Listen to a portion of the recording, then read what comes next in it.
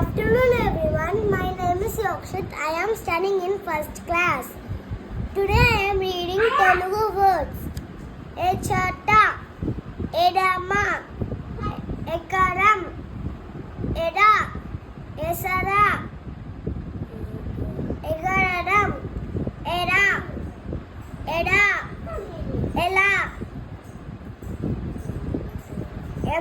Endaram, Yamda, Yamda. Bye bye.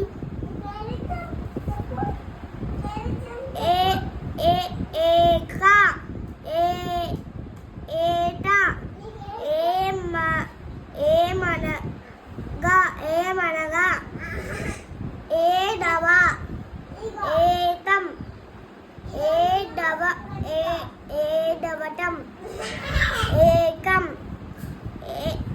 Aina, Aisa, Aidava.